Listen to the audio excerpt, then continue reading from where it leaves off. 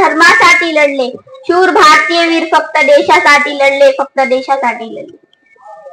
नमस्कार, माझे नाव शिवमाला हनुमंत टोकलवाड, मी इयत्ता 7वीची विद्यार्थिनी. मी आज तुम्हाला 15 ऑगस्टविषयी थोडक्यात माहिती सांगणार आहे, तरी तुम्ही शांततेने ऐकून घ्यावे ही माझी नम्र विनंती. आपल्या या मातृभूमीच्या स्वातंत्र्यासाठी ज्या थोरवीरांनी आपल्या प्राणांची आहुती दिली त्यांना माझे कोटी कोटी प्रणाम. आज 15 ऑगस्ट भारताचा स्वातंत्र्य दिन. आजचा दिवस म्हणजे आपल्या सर्व भारतीयांसाठी आनंदाचा, उत्साहाचा, अभिमानाचा दिवस.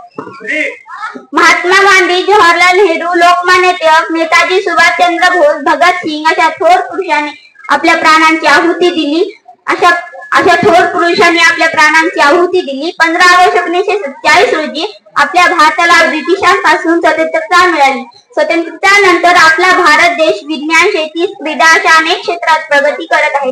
पण भारत दहशतवाद, गरिबी, असमानता, भ्रष्टाचार अशा समस्या सुद्धा आहेत.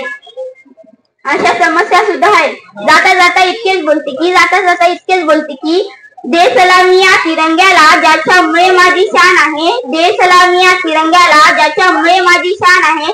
हा तिरंगा नेहमी उंच राहो जोपर्यंत तुझा जीव आहे, जोपर्यंत तुझा जीव आहे. धन्यवाद.